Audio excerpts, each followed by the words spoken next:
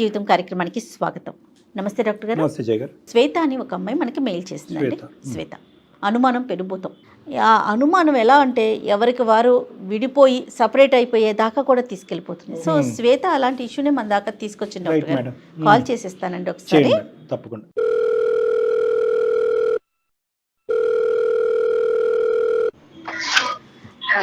Hello నమస్తే అండి శ్వేత గారండి. శ్వేత నేను జయాని సుమన్ టీవీ అందమైన జీవితం ప్రోగ్రామ్ నుంచి కాల్ చేస్తున్నాను. మేడం. ఎస్, మీరు పంపించిన మెయిల్ చూసానండి. నాతో పాటు డాక్టర్ కళ్యాణ్ చక్రవర్తి గారు కూడా ఉన్నారు స్టూడియోలో. ఒకసారి అమ్మ శ్వేత నమస్తే అమ్మా. నమస్తే సార్. చెప్పినన్నా ఏంటి సమస్య, ఎవరిది? నాకు మ్యారేజ్ అయ్యి 2 years అవుతుంది సార్. నీది అరేంజ్డ్ మ్యారేజా లవ్ మ్యారేజా ఏంటి? మీ వారు ఏం చేస్తుంటారమ్మా శ్వేత? తను సాఫ్ట్వేర్ జాబ్ లో చేస్తారు మ్యామ్. మీరేం చేస్తుంటారు? నేను పెళ్లికి ముందు జాబ్ చేశాను మ్యామ్, తర్వాత మానేశాను. Okay okay right. ఓకే, అతనైతే ఐటీ, నువ్వైతే హౌస్ వైఫ్. 2 years అయింది మ్యారేజ్ అయ్యి, అరేంజ్డ్ మ్యారేజ్. ఇప్పుడు ఏం సమస్య అమ్మా?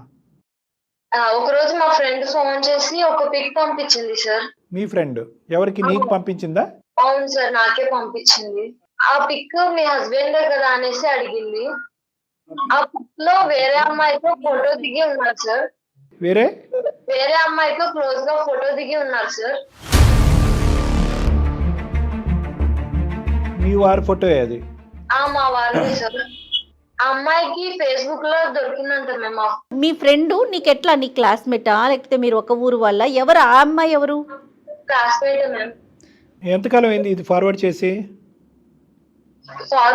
ఒక 2 months అవుతుంది సార్. 2-3 ఫోటోస్ ఉన్నాయి సార్. ఒకే అమ్మాయితోనా? ఒకే అమ్మాయితో సార్. అంటే అవి చూసినప్పటి నుంచి నా బ్రెయిన్ అసలు ఏం పనిచేయట్లేదు సార్. నాకు ఏం చేయాలో అసలు ఏం అర్థం కావట్లేదు. ఎవరికి చెప్పాలో ఏం అడగాలో నా పరిస్థితి ఏంటో నాకే అర్థం కావట్లేదు సార్. ఎవరు పెట్టారంటే ఫేస్బుక్ లో? అది ఫేస్బుక్ లో ఆయనే పెట్టారంటే సార్. నేను అడిగాను ఆయన్ని, అవి పెళ్లికి ముందు ఫొటోస్ అని చెప్తున్నారు సార్. పెళ్లికి ముందు ఫొటోస్ అని చెప్తున్నారు. కానీ నాకు అవి చూసినప్పటి నుంచి ఇంకా అనుమానం ఎక్కువ అవుతుంది సార్. అంటే ఎట్లా అనుమానం ఎక్కువ అవుతుందా? సరే పెళ్లికి ముందు అని చెప్పారు కదా, ఇంకెందుకు నీకు అనుమానం? నేను ఫోన్ చెక్ చేశాను మ్యామ్. కాల్స్ ఇప్పుడు కూడా ఉన్నాయి మ్యామ్, కాల్స్ మెసేజెస్. ఇప్పుడంటే రీసెంట్ కాల్స్ కూడా ఉన్నాయమ్మా? ఉన్నాయి సార్. అందుకే నాకు చాలా భయంగా ఉంది సార్. ఇవి ఎవరికి చెప్పాలో ఏంటో ఏం అర్థం కావట్లేదు. సరే, మా వరకు చెప్పావు కాబట్టి ఆలోచిద్దాము. దాని గురించి అంత భయపడి బెదిరిపోవాల్సిన అవసరం లేదు. ఫోటోలు అయితే పాతవే అని నమ్ముతున్నావు, కానీ కాల్స్ మెసేజెస్ అయితే కనుక రీసెంట్గా ఇప్పటి వరకు ఉన్నాయి కాబట్టి ఇప్పటికి కూడా వాళ్ళు అదే పరిధిలో ఉన్నారనేది నీ భయము, ఆలోచన, అనుమానం. మరి మీ భర్తను అడిగావమ్మా? అడిగాను సార్. ఏమన్నాడు అతను? అతని పేరమ్మా? రమేష్ సార్. శ్వేత రమేష్. ఏమన్నాడమ్మా అలా అడిగితే? పెళ్లికి ముందు ఫొటోస్ అని చెప్తున్నాడు సార్. సరే ఫొటోస్ అయితే పెళ్లికి ముందు, మరి కాల్స్ ఇవన్నీ ఎందుకట మాట్లాడుతున్నారు ఇప్పటికి? అవన్నీ ఏం చెప్పట్లేదు మ్యామ్ సరిగ్గా. నాకు గొడవపడి ఇప్పుడు ఏం మాట్లాడట్లేదు సార్. నాకు నేను అడగడం తప్పు అంటున్నారు. అది సో క్లారిటీ ఇవ్వకపోగా నీతో మాట్లాడటమే తగ్గించేశారు, నువ్వు అడగటం తప్పని అంటున్నారు. అవును సార్. పోనీ అట్లీస్ట్ ఇప్పుడు ఏమీ లేదనేది అయితే బలంగా చెప్తున్నాడు కదా. ఇది ఒకనాటి అంశం, ఇప్పుడు కాదు, పెళ్లికి ముందు అనేది. పోనీ ఆ పెళ్లికి ముందు ఎంతకాలం ఆ ప్రయాణం జరిగింది? తన పాస్ట్ లవ్ స్టోరీ గురించి ఎప్పుడన్నా చెప్పాడా నీకు? అలాంటిదేం నాకు చెప్పలేదు సార్. మరి ఇప్పుడు ఏంటమ్మా పరిస్థితి ఏంటి? ఇప్పుడు ఏమని చెప్పాలనుకుంటున్నావు? మమ్మల్ని ఏం చెయ్యాలని ఆశిస్తున్నావు? ఆ మెసేజ్లు అవన్నీ చూసిన తర్వాత నేను ఎలా నమ్మాలి సార్? నాకేం అర్థం కావట్లేదు. ఈ విషయాల గురించి మా ఇంట్లో వాళ్ళకి చెప్తే వాళ్ళు నువ్వే ఏదో ఒకటి చెయ్యి అనేసి చెప్తున్నారు సార్. నువ్వే మార్చుకోవాలి అనేసి అంటున్నారు సార్. పేరెంట్స్ వరకు తెలిసినా కూడా వాళ్ళ దగ్గర నుంచి పెద్ద హెల్ప్ లేదు నీకు. అవును సార్. నేను ఎలా నమ్మాలి సార్ ఆయన్ని? ఇప్పటి వరకు మెసేజ్లు, కాల్స్ వెళ్తున్నాయి. మరి మాట్లాడుతున్నాడు, మెసేజెస్ లో కమ్యూనికేషన్ ఉన్నాడు అనేటటువంటిది ఈ రోజు వరకు అంశమా? ఇంకా ఇప్పటికి కూడా అతను ఫోన్ చెక్ చేస్తే అవే బయటపడుతున్నాయా? లేదు సార్, ఆ రోజు గొడవ అయినప్పుడే చెక్ చేశాను సార్. ఇంకా అప్పటి నుంచి ఆయన ఫోన్ కూడా ముట్టుకోలేదు సార్. అంటే 2 months బ్యాక్? అవును sir, 2 months back ma'am. Okay, so communication అయితే కట్ అయిపోయింది కాబట్టి అది జరుగుతుందో లేదో నీకు అర్థం కాని పరిస్థితిలో జరుగుతుందేమో అని నమ్ముతున్నావు, అంతే కదమ్మా? అవును సార్. నాకు ఏం చేయాలో ఏం అర్థం కావట్లేదు సార్. మిగతా అన్ని విషయాలు ఓకేనమ్మా? నీకు ఇంట్లోకి డబ్బులు ఇవ్వటం కానీ, మంచి చెడు చూడటం కానీ? Okay ma'am. అవన్నీ ఆ అమ్మాయితో మాట్లాడటానికి కానీ, అవతల ఆ అమ్మాయి ఎవరు కనుక్కోవటానికి ఏమైనా ప్రయత్నం చేసావా నీ భర్త నీతో మాట్లాడినటువంటి ఈ టైంలో? లేదు మ్యామ్, లిమిట్ నేను క్రాస్ చేయలేదు మ్యామ్. ఓకే. ఓకే, ఈ అమ్మాయి లోకజ్ఞానం కూడా చాలా తక్కువ అన్నట్టు అనిపిస్తుంది అమ్మా. ఎందుకంటే ఎందుకంటే సరిగ్గా అమ్మాయిగా ఎక్స్ప్రెస్ కూడా చేయలేకపోతుంది ఎక్స్ప్రెస్ కాబట్టి. చేయలేకపోతుంది, అమాయకత్వాన్ని చూపెడుతుంది, ఎవరికి చెప్పాలో తెలీదు, తల్లిదండ్రులకు చెప్తే కనుక సర్దుకుపోమని ఆ, అంటున్నారు. అంటే కన్ఫ్యూజన్ స్టేటస్ కూడా ఒకటి వచ్చేస్తుంది కదా ఈ డాక్టర్ గారు 2 నెలలకు ముందు ఆగిందా, ఇప్పటికీ నడుస్తుందా? ఆ అబ్బాయి అన్న అట్లీస్ట్ కూర్చుని ఈ అమ్మాయికి నచ్చజెప్పే విధంగా కానీ, లేదంటే ఇంకేమన్నా ఉంటే కనుక అది ఆనెస్ట్గా ఒప్పుకుంటే కనుక ఈ అమ్మాయి మాకు ఈమెయిల్ పంపించి మాతో మాట్లాడటానికి ప్రధానమైనటువంటి ఇష్యూ ఏంటి, ఇక్కడ ఏం చేయగలం మేము? ఆయనతో ఎలా మాట్లాడాలో ఎంతో నాకు అర్థం కావట్లేదు సార్. మీరు ఆయనతో మాట్లాడి నాకు చెప్పండి. మాట్లాడటం అంటే ఇప్పుడు అతను చేసేది నిజమా కాదా కనుక్కోమంటావా, ఏం మాట్లాడమంటావమ్మా? అంటే కనుక్కోండి మేడం. సరే అది సరే అదే మీరు అన్నట్లుగా అమ్మాయి ఎక్స్ప్రెస్ చేయలేకపోతుంది. రైట్, ఒకసారి మాట్లాడదాం అయితే, తప్పకుండా మాట్లాడదాం. పెద్ద సమస్య కాదు, అంత బెంగపడద్దు, బాధపడద్దు, భయపడద్దు. ఓకేనా?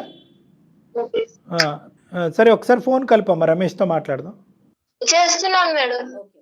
చాలా అంటే చాలా కామన్ ఇష్యూ మేడం ఇది. ఆ, కొత్తగా పెళ్ళైనటువంటి ఒక ఆడపిల్లకి కానీ అబ్బాయికి కానీ కొత్తగా జీవితం ప్రారంభించినప్పుడు అభద్రత భావం అనేది ఒకటి ఉంటుంది, ఇన్సెక్యూరిటీ అనేది ఉంటుంది. హలో హలో హలో హలో అస్తమాను ఎందుకు ఫోన్ చేస్తాను? నేను ఆఫీస్ లో ఉంటాను కదా, ఇంక నాకు పని ఏం లేదంటే నీ ఫోన్లు తప్ప. ఇప్పుడు ఎందుకండి ఇలా అంటున్నారు? ఇంకా అస్తమాను అలా ఫోన్లు చేయక అర్థమవుతుందా? అలా అనకండి. మరి ఇంకేమనమంటావు? నీకు అసలే మెంటలో ఇంట్లో అలా ఉండి సరిగ్గా ఫోన్లు చేయక అస్తమానికి నాకు ఆఫీస్ ప్రెజర్ నీ ప్రెజర్ ఎక్కువైపోతుంది. తెలిసినంత మీరు చేసి ఇప్పుడు ఎందుకు ఇలా అంటున్నారు? ఏం చేశాను? నేను చెప్పాను కదా ఆల్రెడీ, అదంతా పాస్ట్ అని. పెళ్లి అయిన తర్వాత అసలు ఏం చేయలేదని చెప్పాను కదా. నువ్వు నా మాట వినడం మానేసి ఎవరు ఊరు ఇల్లు వాళ్ళు చెప్పిన వాళ్ళు అన్ని వెంట నా మీద పడి తింటున్నావు నువ్వు. అవన్నీ మెసేజ్ ఎందుకండి మరి? అసలు అదంతా పాస్ట్, అంతా ఏమీ లేదు అక్కడ. ఆ అమ్మాయి మెసేజ్లు పెడుతుంది, ఫ్రెండ్లీగా ఉండమని చెప్తుంది, అంతే. అక్కడ జరిగింది ఏమీ లేదు అక్కడ. నేను బాగానే చూసుకుంటున్నాను, బాగానే ఉంటున్నావు కదా, ఇంకేంటి నీ బాధ? కాదు, నాకు అర్థం కావట్లేదు. పెళ్ళయ్యాక మెసేజ్లు ఫ్రెండ్స్ ఇలా ఉంటారా ఎవరైనా? ఇప్పుడు ఆఫీస్ కి వెళ్ళే వాళ్ళకి ఫ్రెండ్స్ అన్నాక ఉండరా, ఇప్పుడు కాలేజ్ కి వెళ్ళే వాళ్ళకి ఫ్రెండ్స్ ఉండరా, అలా కంటిన్యూ అవరు. ఇది అంతే. నువ్వు కూడా ఫ్రెండ్స్ చేసుకోవచ్చు, నలుగురిలో తిరుగుతా, పిచ్చి తగ్గుద్ది నీకు, ఇలా అనుమానాలు అవి తగ్గుతాయి నలుగురిలో తిరుగు. మామూలుగా ఉండదండి, చెప్తున్నాను. మీరు చేసినాక చేసి నన్ను పిచ్చి అంటారేంటి? మరి 2 నెలల నుంచి నేను అదేం లేదని చెప్తుంటే పిచ్చి దగ్గర పట్టుకుని ఏలాడుతుంటే పిచ్చి అనుకున్నా, మరి ఇంకేమంటారు? మంచి అంటారా? అన్ని చేసేదమ్మా మీరు నన్ను పిచ్చి అంటున్నారా? ఆ సీరియల్స్ ఉంటాయి చూడు, ఆ సీరియల్స్ చూడడం మానేను. ముందు ఆ సీరియల్స్ కొంచెం నీకు బుర్రలో పిచ్చి ఎక్కిపోతున్నా, అర్థమవుతుందా? అత్త కోడలు గొడవలు, ఆ మగుడు పిల్లల గొడవలు ఇవే చూస్తావు సీరియల్స్ లో. మంచి మంచి సినిమాలు చూడడం మానేసి అన్ని తీసుకొచ్చి నా మీద రుద్దుతావు. ఆ ఆఫీస్ లో నా గొడవ ఒకటే, ఇంటికి వస్తే నీ గొడవ ఒకటే. బుర్ర ఉండాలి కొంచెం అన్నాను నీకు. 2 నెలల నుంచి చెప్తున్నాను, అసలు నీకు అర్థమే కావట్లేదు ఏమి. ఏమనండి చెప్తున్నారు? 2 నెలల నుంచి మీరు గొడవ పడుతున్నారు, అది మీకు అర్థమవుతుందా? గొడవ పడేది ఎవరు, నువ్వా నేనా? అది తెలుసుకో ఫస్ట్. నీకు అది ఉంది, ఈ సంబంధం ఉంది, గొడవ పడేది నువ్వు నేనా? మళ్ళీ నన్ను అంటూ అటు తిరిగి ఇటు తిరిగి చేసినంత చేసి ఇప్పుడు చెప్తున్నారా? రమేష్ గారు నమస్తే అండి. రమేష్ గారు, హలో హలో రమేష్ గారు నమస్తే అండి. సారీ అండి, మేము బ్యాక్ ఎండ్ లో ఉండి మీ మాటలన్నీ వింటూ ఉన్నాం. నేను సుమన్ టీవీ అందమైన జీవితం ప్రోగ్రామ్ నుంచి జయానండి. చెప్పండి. నాతో పాటు డాక్టర్ కళ్యాణ్ చక్రవర్తి గారు కూడా ఉన్నారు.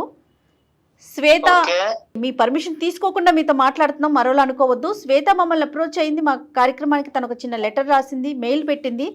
ఏమండి, ప్రపంచంలో బోల్డ్ కుటుంబాలు, ఒక్కొక్క కుటుంబానికి ఒక్కొక్క సమస్య. ఇక్కడ ఏమీ లేనిది పిచ్చిదాని సమస్య మీకు ఒక పెద్ద సమస్య. సరే సరే, అది పిచ్చి సమస్య మంచి సమస్య అది మాట్లాడదాం, కానీ సమస్య కదా నాన్న రమేష్, అది ఎవరి సమస్యలకి ఎక్కువ కదా. నాకు బోల్డ్ సమస్యలు ఉన్నాయండి, ఇప్పుడు అన్ని చెప్పుకుంటా కూర్చుంటే ఎవరు తీరుతారు? ఆ బోల్డెన్ సమస్యలు మాకొద్దు. ఒకటి రమేష్ గారు, అన్ని బోల్డెన్ సమస్యలు వినే ఓపిక ఓర్పు సహనం మాకు లేదు. అంత టైం కూడా లేదు. లేనప్పుడు మేము చెప్పమని మిమ్మల్ని బలంతో పెట్టడం. ఇక్కడ సమస్య ఇద్దరిది కాబట్టి, ప్రధానంగా శ్వేతది సమస్య కాబట్టి తన తరపుని మిమ్మల్ని మాట్లాడాలని అనుకుంటున్నా, కానీ రమేష్ నీ సమస్యలు ఏంటి బాబు అని మేము అడగలేదు, అడగదలుచుకోలేదు.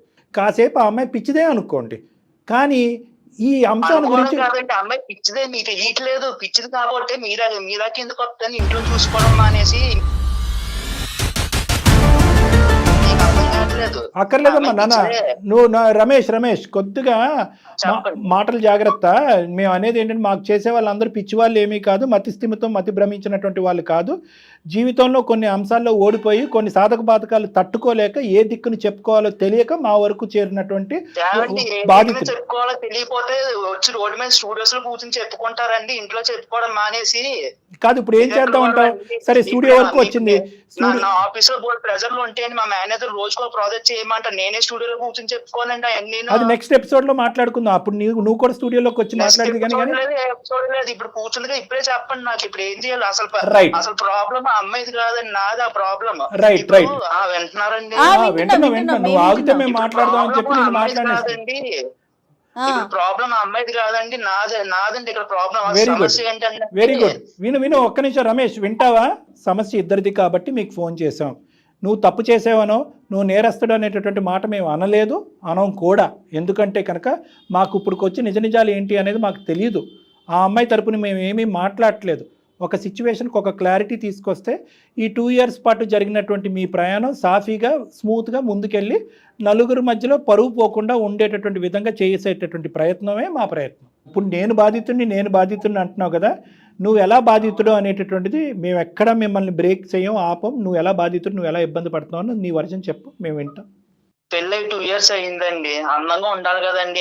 ఎవరో ఫ్రెండ్ అంటండి ఏదో ఫేస్బుక్ లో ఫోటోలు పంపిందంటండి. ఎవరు ఫోటోలు అవి? అనుమానం. ఎవరు ఫోటో? నాదిను నా ఫ్రెండ్ దండి. ఈ మాది పట్టుకొని ఇంక నాకు ఏదో లింక్ ఉంది అంటుందండి. ఏదో బీటెక్ లోనే ఎప్పుడో అక్కడ లవ్ లో ఉన్నావండి, ఫోటోలు దిగా అప్లోడ్ చేసాం. అదంతా అయిపోయింది, అప్పుడే అయిపోయింది. ఆ అమ్మాయికి నాకు ఇప్పుడు అసలు నేను అమ్మాయితో అంత క్లోజ్ గా కూడా లేను. అప్పుడప్పుడు అమ్మాయి ఫోన్ చేసి మెసేజ్ పడుతుందండి. నేను అమ్మాయికి చెప్పాను ఆల్రెడీ పెళ్లి అయిపోయింది వదిలేయమని. కానీ ఆ అమ్మాయి ఏంటంటే అమ్మాయికి అంటే ఇష్టం అంటండి. కొన్ని ఫ్రెండ్లీగా ఆయన ఉండు, నువ్వు తప్ప నాకు ఇంకెవరు తెలుసు, ఫ్రెండ్షిప్ కోసం దానిలోనే ఉండని చెప్పేసి ఆ అమ్మాయి అస్తమానం మెసేజ్లు పెట్టడం, అది పెట్టడం ఇది పెట్టడం చేస్తా ఉంటదండి. కాదు నువ్వు అమ్మాయికి చెప్పావా నాకు ఇలా పెళ్లి అయింది, ఇప్పుడు మెసేజ్లు పెడితే కనుక నా భార్యతోని నాకు గొడవలు అవుతున్నాయి, గొడవలు అవ్వచ్చు అన్నట్టుగా చెప్పావా?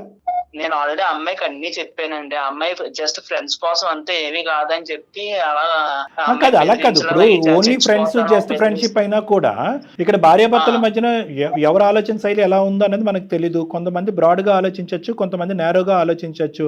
అందులో ఏంటంటే నీ భార్యకి పెద్ద అంత లోకజ్ఞానం అంత ఇంగితం ఉన్నట్టుగా నాకు అనిపించట్లేదు. ఆ అమ్మాయి కొద్దిగా నేరో మైండ్, ఆ అమ్మాయి ప్రపంచం చాలా చిన్నది అన్నట్టు అనిపిస్తుంది. అందులో అనుమానాలు రావడానికి అవకాశం ఎక్కువ ఉంటుంది. అది 2 years బట్టి నువ్వు కూడా 2 years బట్టి నువ్వు బాగా పసిగట్టి ఉండొచ్చు ఈ అమ్మాయికి లోకజ్ఞానం తక్కువనే. అలాంటప్పుడు అమ్మ మహాతల్లి నువ్వు దూరంగా ఉండు, ఫ్రెండ్షిప్ కాస్త అయిపోయింది, ఇప్పుడు అవి ఏమీ వద్దు, ఈ మెసేజ్లు ఏమాత్రం నా భార్య చూస్తే ప్రాబ్లం అవుతుందని మీరు కొద్దిగా గట్టిగా వారించుంటే ఆ అమ్మాయి ఆపేసి ఉండేదేమో కదా.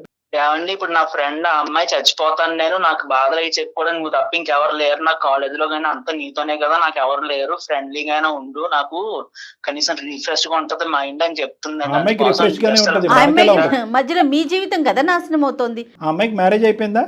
ఆ అమ్మాయికి మ్యారేజ్ అయిపోయింది, భర్త ఉన్నాడు, 2 పిల్లలు కూడా ఉన్నారండి. అయినా కానీ నీతో మాట్లాడటానికి ఇష్టపడుతుంది, మరి భర్తకు తెలియకుండానే మాట్లాడుతుంది ఆవిడ? భర్తకు తెలుసా తెలీదా మరి నాకు తెలియదండి. మరి అది చాలా ఇంపార్టెంట్, నువ్వు క్లారిటీ తెచ్చుకోవాలి. లేదంటే మీ వైఫ్ తో పాటు ఇంకోటి మొదలవుతాడు నీ వెనకాతల పట్టానికి. ఇప్పుడు మీ వైఫ్ అంటే ఇంటి వ్యవహారం, అది పర్లేదు. ఎందుకురా బాబు నా భార్యతో తెలియకుండా మాట్లాడుతున్నాం అని చెప్పి అక్కడ ఆవిడకో 2 వాయించి నీ మీదకి వచ్చాడు అనుకో, పరిస్థితి ఇంకో విధంగా ఉంటుంది. ఇప్పుడు మీ వైఫ్ కాబట్టి మీరు 100 సార్లు పిచ్చిదానివి అంటున్నారు. ఎవరు ఊరుకుంటారండి తన ముందు మీరు అట్లా మాట్లాడుతూ ఉంటే? ఎప్పుడైతే మ్యారేజ్ అవుతుందో రమేష్కి ఎంతైతే ఫ్రెండ్ అవుతుందో ఆ అమ్మాయి శ్వేతకు కూడా అంతే ఫ్రెండ్ అవ్వాలి, మన ఇంటికి తీసుకురావాలి, పిలిపించాలి, మాట్లాడుకోవాలి, ఒక కామనాలిటీ తీసుకురావాలి, లిమిటేషన్స్ ఉండాలి. ఒకరికి ఇష్టం లేకుండా ఇంకొకరు పదే కాల్ చేసి మెసేజ్లు పెడితే అది పద్ధతిగా ఉండదు. భార్య దగ్గర నుంచి దాచిపెట్టి ఫోన్ కాల్స్ మెసేజ్లు పెట్టుకుంటే అది పద్ధతిగా ఉండదు. ప్రైవేట్గా బయటకు వెళ్ళి కలిస్తే అది అస్సలు పద్ధతిగా ఉండదు. ఇటువంటి లిమిటేషన్స్ ఫ్రెండ్షిప్ అనేటటువంటిది ఉండొచ్చు, కానీ నేను చెప్పినటువంటి ఈ 4-5 కండిషన్స్ ఉంటేనే అది ఫ్రెండ్షిప్ కింద యాక్సెప్ట్ అవుతుంది. లేదంటే అనవసరమైనటువంటి శ్వేత లాంటి వ్యక్తులకి అనవసరమైనటువంటి అనుమానాలు వస్తాయి. అదే ఫ్రెండ్షిప్ అదే పద్ధతిని శ్వేత కంటిన్యూ చేస్తే కనుక రమేష్కు తెలియకుండా పెళ్ళైన 2 years తర్వాత ఫ్రెండ్షిప్పే, నీ మాటల్లోగా అది ఫ్రెండ్షిప్, ఇంకేమీ ఉండదు.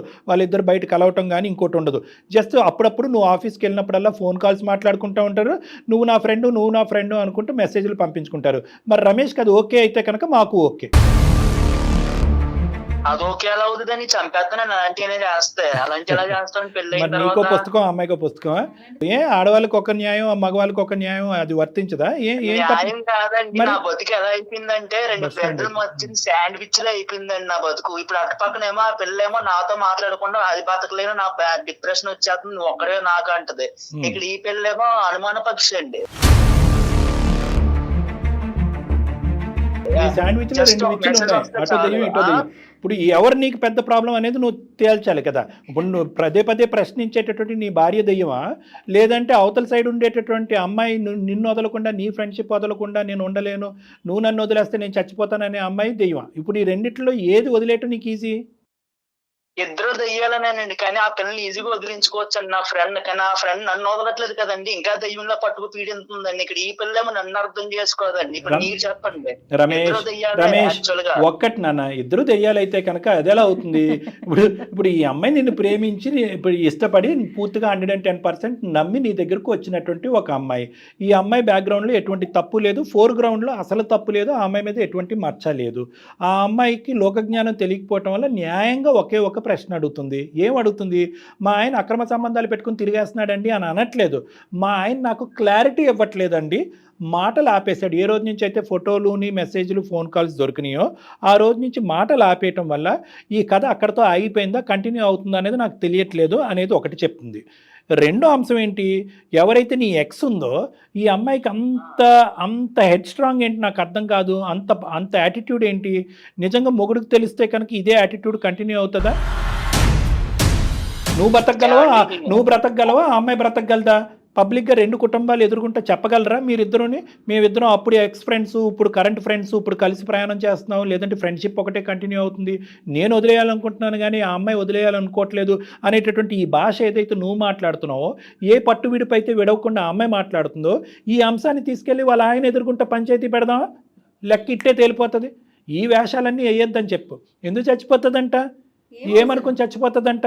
అనుకున్నారు, వర్కౌట్ అవ్వలేదు లవ్ స్టోరీ, పెద్దలు ఒప్పుకోవట్లేదు కాబట్టి అంగీకరించారు. ఈ పెళ్లి నువ్వు చేసుకున్నావు, ఆ పెళ్లి ఆ అమ్మాయి చేసుకుంది, కథ సుఖాంతం. ఇంకా చక్క పిల్లలు ఉన్నారని చెప్తున్నావు. పెద్దల గురించి ఒక తీర్పు, పెద్దలు లేనప్పుడు ఇంకో తీర్పా? అంటే పెద్దలు పెళ్లి చేసుకోమన్నారు కాబట్టి ఇరువైపులా అరేంజ్డ్ మ్యారేజ్ చేసుకున్నారు. అరేంజ్డ్ మ్యారేజ్ చేసుకున్న తర్వాత మళ్ళీ మీ లవ్ స్టోరీ కంటిన్యూ అవ్వాలనుకుంటుందా? ఎలా వర్కౌట్ అవుతుంది? అప్పుడు వరకు ఉన్న లవ్ స్టోరీ సడన్గా ఫ్రెండ్షిప్ కింద ఎలా మారుతుంది? మీకు పాత జ్ఞాపకాలు గుర్తుకురావా? పాత ఆలోచనలు గుర్తుకురావా? రేపో మాపో మీ ఆవిడతో ఒక చిన్న గొడవ అవుతుంది, ఇప్పుడే అవుతుంది. అప్పుడు ఆ అమ్మాయి స్వీట్గా అనిపించదా? ఆ అమ్మాయికి అలా ఆయనతో గొడవ అవుతుంది, అప్పుడు నువ్వు స్వీట్గా అనిపించవా? సో కాబట్టి ఇవన్నీ అనవసరమైన తలనొప్పులు, తెలియనితనము, ఇమ్మెచ్యూరిటీ, వయసు లేకపోవటం, అనుభవం లేకపోవటం. ఇంకా ఇప్పటికీ కూడా మీ ఆవిడ పిచ్చిది కాదు, నువ్వు పిచ్చోడివి. నిజంగా నువ్వు పిచ్చోడు. ఎందుకంటే కనుక ఇప్పుడు చెప్తా రమేష్, చెప్తాను. చేసేలేదు విను పెళ్ళైన తర్వాత పిచ్చోళ్ళు ఆటోమేటిక్ గా అవుతారండి, వాళ్ళు చేస్తారు నాకు తెలుసు. విను వాళ్ళు చేయటం ఏమి కాదు. నీకు అటువైపు నుంచి ఆ అమ్మాయి వాయిస్తుంది కదా, ఇటువైపు నుంచి ఈ అమ్మాయి వాయిస్తుంది కదా. ఆ అమ్మాయి వాయింపు ఎలా కట్ చేయాలి అనేటటువంటిది తెలుసుకోవటం, చేయగలటం చాలా ఈజీ. నీకు నెంబర్స్ బ్లాక్ చేసేయచ్చు, సోషల్ నెట్వర్క్ బ్లాక్ చేయొచ్చు. నువ్వు బ్లాక్ చేయటం అనేది నీకు అభ్యంతరం కాదు. ఆ అమ్మాయి ఎక్కడ ఊరేసి చచ్చిపోద్దా అనేది నీ భయం కదా. అవునండి, రైట్ పద. ఆ అమ్మాయి చచ్చిపోతానంటుందండి, అదే నా భయం. మళ్ళీ ఇప్పుడు ఆ పిల్ల చచ్చిపోతే అది వచ్చి నా నెత్తి మీద కూర్చుంటారు, ఆ చావు కేసు. అదెందుకు నాకు? ఉన్న కేసుతోనే చచ్చిపోతున్నారు, ఆ కేసు ఎందుకు నాకు? నన్ను ఎందుకు పెళ్లి చేస్తున్నాడు సార్? అలాంటప్పుడు ఆమె చచ్చిపోతుందని ఆమె గురించి ఆలోచిస్తున్నాడు కానీ నా భవిష్యత్తు గురించి ఆలోచించట్లేదు. మా ప్రశ్న కూడా అదేనే తల్లి. అసలు నా బతుకు ఎలా అయిపోయిందంటే అక్కడ ఆ పిల్లని వదిలించుకోవాలని, ఇక్కడ ఈ మట్టి బొర్రకు నేను చెప్పలేని, ఈ పిల్లకి చెప్పిన అర్థం కాదు. అమ్మాయి మట్టి బొర్ర అయితే నీది పెంట బొర్ర. ఏం మాట్లాడుతున్నావు? ఎందుకు ఆ మాటలు ఎందుకు?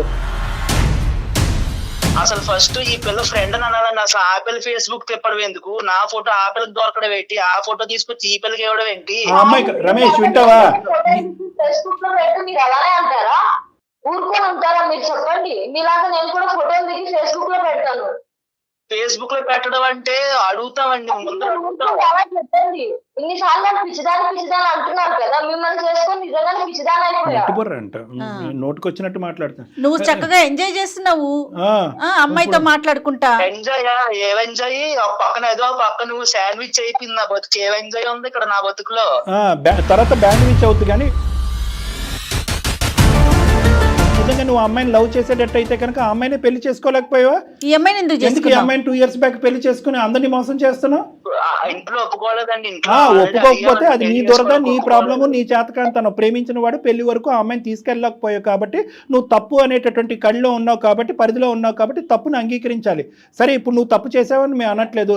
కనెక్షన్ అయితే తెగదెంపు చేసుకోలేకపోతున్నాను, ఎందుకంటే ఆ అమ్మాయి నన్ను హింస పెడుతుంది, నా ప్రాబ్లంకి సొల్యూషన్ చెప్పండి అని నువ్వు మమ్మల్ని అడగాలి. అంతేగాని పదే పదే మట్టి బుర్ర, పిచ్చిది, మెంటల్ది ఇలాంటి మాటలు అంటే కనుక మర్యాదగా ఉండదు రమేష్. నీ సమస్యకు కూడా పరిష్కారం చెప్తాం. ఆ అమ్మాయి పిచ్చి పిచ్చిగా మాట్లాడితే కనుక ఆ అమ్మాయితో మేము ఇప్పుడే ఫోన్ కలిపి ఆ అమ్మాయి సంగతి ఏంటో అనేది చెప్తాం. ఎందుకు చచ్చిపోతుందంట? పెళ్లి చేసుకుని 2 పిల్లలు కనుక చచ్చిపోటానికి పాత ప్రేమలు గుర్తు తెచ్చుకుని చేసేటటువంటి దొంగ పనులు ఆ అమ్మాయికి కూడా మేము బుద్ధి చెప్తాం. నువ్వు ఆ అమ్మాయి విషయంలో ఏమీ ఆలోచించవలసినటువంటి అవసరం లేదు రమేష్. నీకు బంగారం లాంటి భార్య వచ్చింది. నువ్వు శాండ్విచ్ అనుకో, నువ్వు ఒక్క అమ్మాయి చేతిలో నలిగిపోతున్నావు, నీ భార్య చేతిలో నువ్వేం నలిగిపోవట్లే. మీలాగా నేను చేస్తే మీరు ఊరుకునే ఉంటారా చెప్పండి? మీలాగా నేనేం తిరగట్లేదు. అసలు ఆ చేయటమే తప్పంటే మళ్ళీ అతనిలాగా చేయటం ఏంటంటావు నువ్వు ఒకదానివి? శ్వేత, తప్పు చేస్తే ఆడోళ్ళు మరి చమ్మిక్కయ్యి ఇప్పుడు మగోడు తప్పు అంటారు మీరు. నేను ఎక్కడ తప్పు చేశాను? నువ్వు ఆడజాతి మొత్తాన్ని బయటకు లాగమాక గానీ. నువ్వు ప్రేమించినటువంటి అమ్మాయి గురించి నువ్వు పోరాడలేక దిక్కుతోచినటువంటి పరిస్థితిలో ఒక అరేంజ్డ్ మ్యారేజ్ చేసుకుని ఆ అమ్మాయిని ఇప్పుడు వదిలించుకోలేక చిక్కుముడి సమస్య నువ్వు బాధపడుతున్నావు. ఇది స్వయం కృతాపాత్యం, నువ్వుగా సృష్టించుకున్నటువంటిది. అర్థమైందా? నువ్వు సృష్టించుకున్నటువంటి ఒక భయంకరమైనటువంటి పరిస్థితిలో ఆ వేడి నూనెలో ఈ అమ్మాయి పడింది. ఇప్పుడు ఈ అమ్మాయి గజగజలాడిపోతుంది. నేను ఏది సృష్టించుకోలేదని విధి అలా రాసిందని నా బతుకు నేనేం చేయనండి. సరే, విధి రాసింది అంటున్నట్టే నువ్వు అనుకో, కానీ ఇక్కడ ఈ అమ్మాయికి ఏం సమాధానం చెప్తావో చెప్పాలి కదా. మరి విధి నీ జీవితాన్ని రాసింది, కానీ నువ్వు ఈ అమ్మాయి జీవితాన్ని రాసావు. కాదు డాక్టర్ గారు, నువ్వు మరి సరి చేసుకోవాలనుకుంటున్నావా? విధి రాసింది, పో నీ భాష ప్రకారమే మాట్లాడదాం, విధే రాసింది అనుకుందాం. మరి నీ జీవితాన్ని నువ్వు సరి చేసుకోవాలనుకుంటున్నావా, అనుకోవట్లేదు? అది చెప్పు రమేష్. నేను ఖచ్చితంగా సరి చేసుకోవాలని అనుకుంటున్నాను, కానీ ఆమె అమాయకత్వంతో ఆమె ఏంటంటారు అలాగా నా అనుమానాలతోటి నన్ను అలా హింసిస్తుంది. నేనేం చేయను రమేష్. ఆ పరిస్థితుల్లో ఎవరున్నా అలాగే చేస్తారమ్మా. అనుమానం ఎలా అవుతుంది అయ్యా? ఉన్నదే కదా. నువ్వు ఫోన్ కాల్స్ మాట్లాడకుండా మాట్లాడింది అంటుందా? మెసేజ్లు పంపించకుండా పంపించింది అని అంటుందా? ఫోటోలు చూడకుండా ఫోటోలు ఉన్నాయని అంటుందా? అన్నీ ఉన్నవే కదా. నీ వర్జన్ ఏంటంటే స్లోగా ఆ ప్రేమను కట్ ఆఫ్ చేసేస్తున్నానండి, అవతల ఆ అమ్మాయి నుంచి వచ్చే థ్రెట్ తట్టుకోలేక. కానీ యువతలు నిలబడినటువంటి భార్యకి ఏమనిపిస్తుంది? అప్పుడు స్టోరీ ఇప్పుడు కూడా కంటిన్యూ అవుతుంది అన్నట్టే మాట్లాడుతుంది. సో కాబట్టి ఏంటంటే ఆ అమ్మాయి షూస్ లో ఒక్కసారి నిలబడి ఆలోచించు. ఇప్పుడు అయింది ఏదో అయిపోయిందని, పాస్ట్ ఈజ్ పాస్ట్ అండి. ఇప్పుడు ఆమె బాధపడుతుంది, నేను బాధపడుతున్నాను. ఏం చేయమంటారు చెప్పండి? Very good. ఇప్పుడు దారిలోకి వచ్చా, మంచిగా చెప్తాను, మంచిగా విను. ఏమీ ప్రాబ్లం లేదు, ఈజీగానే ఇలాంటి కొన్ని వందల వేల కేసులు చేసినటువంటి అనుభవంతో మేము చెప్తున్నాము. ఇక్కడ ఎవరు సూసైడ్ చేసుకోరు, ఏదో జరిగిపోతుంది అని కూడా నేను అనుకోవట్లేదు. అర్థమైందా? ఎందుకంటే ఆ అమ్మాయికి కూడా ఒక బరువు ఉంది, ఒక బాధ్యత ఉంది, ఒక కుటుంబం ఉంది, చక్కటి భర్త ఉన్నాడు, ఓకే, 2 పిల్లలు ఉన్నారు. ఆ అమ్మాయికి కూడా ఆలోచింపజేసేటటువంటి విధంగా నేను జయ మేడం మేము తర్వాత నీ ఫోన్ పెట్టేసిన తర్వాత ఆ అమ్మాయితో ప్రత్యేకంగా మేము ఫోన్లో మాట్లాడతాం. ఫోన్లో మాట్లాడి ఆ అమ్మాయి కొద్ది పద్ధతి నేర్పిస్తాం, కొద్దిగా అరికట్టేటటువంటి ప్రయత్నం నేర్పిస్తాం, నయానో భయానో చెప్తాం, కొద్దిగా ఆలోచన బ్రెయిన్లో పెడతాం. Right sir. ముందుగా ఇక్కడ ఒక పాయింట్, మాకు ఈమెయిల్ పంపించినటువంటి శ్వేత అర్థం చేసుకోవాలి. ఇక్కడ ఏంటంటే నీ భర్త ఒకానొక ప్రేమికురాలతో మాట్లాడాడు. ఎందుకు మాట్లాడాడు? ప్రేమను ఏమి కంటిన్యూ చేయట్లేదు. అవతల వైపు ఆ అమ్మాయి పెట్టేటటువంటి థ్రెట్ భరించలేక ఆ అమ్మాయి నో అని ఒకేసారి కట్ చేసేస్తే ఎటువంటి అఘాయిత్యానికి పాల్పడుతుందో అనేటటువంటి భయంతో అతను స్లోగా కట్ చేసేటటువంటి ప్రయత్నం చేస్తూ ఈ లోపలే ఈ ఫోటోలు బయటపడి ఆ మెసేజ్లు, ఫోన్ కాల్స్ నీకు కనిపించడం జరిగింది. కాబట్టి నీ భర్త పెళ్ళయిన తర్వాత నీతో సిన్సియర్గానే ఉన్నాడు. ఫస్ట్ నువ్వు ఆ మెంటల్లీ అది తీసేసాయి. ఎటొచ్చి ఈ అమ్మాయితో ఫ్రెండ్షిప్ లేదు, రిలేషన్షిప్ లేదు, ఇది మొత్తం ఎలా కట్ చేయాలి అనేటటువంటిది పెద్దలుగా మేము ఆలోచిస్తాం. అర్థమైందా? అర్థమైంది సార్. ఇప్పుడు ఇవన్నీ నమ్మొచ్చా సార్ ఆయన చెప్పినవన్నీ? అది చెప్తాను, వినండి. నమ్మచ్చమ్మా, నమ్మచ్చు. ఎందుకంటే దానికి సంబంధించినటువంటి ఎంక్వైరీ కానీ, దానికి సంబంధించినటువంటి బ్యాక్గ్రౌండ్ వర్క్ కానీ మేము కూడా చేస్తాము. ఆ తర్వాతే మేము నీకు ఖచ్చితమైనటువంటి ఒక నిర్ణయాన్ని మేము చెప్తాం. అర్థమైందా? అందు గురించి నేనేమంటున్నాను, ఇక్కడితో కథ కంచికెళ్ళింది, రమేష్ నువ్వు అమ్మాయిని మర్చిపో, నీ భార్యతో ఉండు అని అనట్లేదు. ఆ అమ్మాయితో కూడా మేము ఫోన్లో మాట్లాడతాము అని చెప్తున్నాను. అర్థమైందా? రమేష్, నువ్వు ఒక్కడవే లేవు. శాండ్విచ్ ఆవిచ్చు ఏమీ లేదు. మనందరం ఒకే టీము, ఒకే ఫ్యామిలీ. నేను జయ గారు మేమిద్దరం కూడా ఆ అమ్మాయితో ఈ ఫోన్ కాల్ అయిపోయిన తర్వాత ఆ అమ్మాయితో మేము మాట్లాడతాం. ఓకే, మాట్లాడి అమ్మ ఇది పరిధులు దాటకూడదు, ఈ పరిధులు దాటితే అందరికీ ప్రమాదమే, 2 కుటుంబాలు సర్వనాశనం అయ్యి రోడ్డు మీద పడతాయి, ఇప్పటికే అందరూ మెంటల్ టెన్షన్లో ఉన్నారు, గత ఇదంతా వదిలేసి ఒక కొత్త జీవితాన్ని ప్రారంభించి ముందుకు వెళ్ళిపోండి, ఇక్కడ రిలేషన్షిప్ లేదు, ఫ్రెండ్షిప్ లేదు అనే విధానంగా నయానో భయానో ఆ అమ్మాయికి నచ్చజెప్పేటటువంటి ప్రయత్నం మేము చెప్తాం. ఓకేనా రమేష్? ఓకేనండి. అది మేము ఆ బాధ్యత తీసుకుంటాం. ఇక ముందు నుంచి ఆ అమ్మాయి ఫోన్ కాల్స్ అన్నీ నువ్వు బ్లాక్ చేయి, సోషల్ మీడియాలో అన్నిటిలోని నువ్వు బ్లాక్ చేసి కంప్లీట్గా నీ నెంబర్ మార్చేసేటటువంటి ప్రయత్నం చేయాలి నువ్వు. ఓకేనా? ఓకేనండి, షూర్ అండి. ఆ అమ్మాయి బ్యాక్గ్రౌండ్లో నిన్ను వేధించకుండా, అటాక్ చేయకుండా, వేరే నెంబర్ నుంచి నిన్ను కాల్ చేసి థ్రెట్ చేయకుండా, ఆ అమ్మాయి మా మాట వినకపోతే కనుక వాళ్ళ ఇంటి పెద్దల ద్వారా ఆ అమ్మాయికి బుద్ధి చెప్పేటటువంటి ప్రయత్నం చేస్తాం. అందమైన జీవితం అయితే మాత్రం ఆ బాధ్యత అయితే తీసుకోవడానికి మేము రెడీగా ఉన్నాం.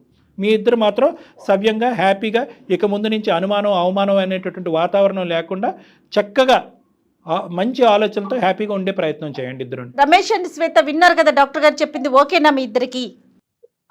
ఓకేనండి. శ్వేత విన్నావు, ఇప్పటికన్నా హ్యాపీయా? నాకు ఎలాంటి క్రమ సంబంధాలు ఏవి లేవు, ఇప్పటికన్నా హ్యాపీయా? కరెక్ట్. సార్ మేడం చెప్పారు కదా, ఇప్పటికి నమ్ముతాను. ఇప్పటికి నమ్ముతుందంట. ఓకే, అయితే మీరు నాకు నమ్మకం ఇచ్చారు కదా సార్. Okay sir. మేము నమ్మకం ఇవ్వటం కాదమ్మా, మేము నమ్మకం ఇవ్వటం వరకే ఆగకుండా బ్యాక్గ్రౌండ్ చెక్ చేస్తామని అంటున్నాం, బ్యాక్గ్రౌండ్లో ఆ అమ్మాయి యొక్క ఆలోచనను కూడా మార్చే ప్రయత్నం చేస్తానని అంటున్నాం. ప్లస్ నీ భర్తకు అవసరం అయితే కనుక భార్యాభర్తలు మీరిద్దరు నా దగ్గరికి రండి, మాట్లాడదాం, ఇంకా ఏమన్నా డౌట్లు అనుమానాలు ఉంటే కనుక అవన్నీ క్లారిఫై చేద్దాం. ఎందుకంటే నీ భర్త మాటల్లోనే ఏంటంటే నువ్వెంత సఫర్ అయ్యో ఒక విధంగా అతను కూడా సఫర్ అయ్యాడు ఆ పాత ప్రేమికురాలని కట్ చేసేటటువంటి దాంట్లో. సో అతను బాధితుడే. సో ఇద్దరు కూడా నా దగ్గరికి రండి, మనం కాసేపు మాట్లాడుకుని ఇంకేమైనా డౌట్స్ ఉంటే క్లియర్ చేసుకుంటే ఇంకా అక్కడి నుంచి మొత్తం అంతా స్మూత్ అయిపోతుంది. ఓకేనమ్మా? Okay sir. ఓకే శ్వేత, జాగ్రత్త అమ్మా. Thank you sir. Thank you madam. Okay thank you sir. Thank you sir. Okay Ramesh, జాగ్రత్త. రమేష్ మీరైతే మాత్రం ఒకసారి శ్వేతను తీసుకొని డాక్టర్ గారిని కలవండి, ఓకేనా? షూర్ అండి, షూర్ అండి. ఓకే రమేష్, థ్యాంక్ యూ అమ్మా. ఆ పిల్ల అంటే తను నమ్ముతుందో నమ్మట్లేదో, యాక్సెప్ట్ చేస్తుందో లేదో నాకు అర్థం కావట్లేదు. అనుమానంలో ఏం చేయాలో అబద్ధం ఆడుతున్నాడు అనేటువంటి ఫీలింగ్ ఉంది. ఆ డిప్రెషన్ లోకి వెళ్ళిన తర్వాత నిజాలు కనిపించిన వైట్ అన్న బ్లాక్ గానే కనిపిస్తూ ఉంటుంది నిజాలు. సో ఆ అమ్మాయికి ప్లస్ ఏంటంటే పేరెంట్సే కొద్దిగా ఈ ఇష్యూని ఇంకో విధంగా రిజాల్వ్ చేస్తుంటే ఈ రోజు అమ్మాయికి నమ్మకం వచ్చేది. అలా కాకుండా పేరెంట్స్ అమ్మ నీ జీవితం నువ్వు చూసుకో అనేటప్పటికి ఇంకా అమ్మాయి ఏకాకి అయిపోయి డిప్రెషన్ లోకి వెళ్ళిపోయి ఇప్పుడు అతను చెప్పే మాటలు కూడా పూర్తిగా నమ్మకం కలగట్లేదు. ఇప్పుడు ఒక మాటలో నమ్మకం కలగాలని కూడా మనం ఎక్స్పెక్ట్ చేయకూడదు. మనం అందుగురించి పిలిపించి మాట్లాడదాం. ఆ అమ్మాయితో కూడా ఎక్స్ అనేటటువంటి అమ్మాయితో కూడా మనం ముందు స్ట్రాంగ్ గా మాట్లాడాల్సింది ఆ అమ్మాయితో. డెఫినెట్ గా మాట్లాడాలి. రైట్ డాక్టర్ గారు, నమస్తే.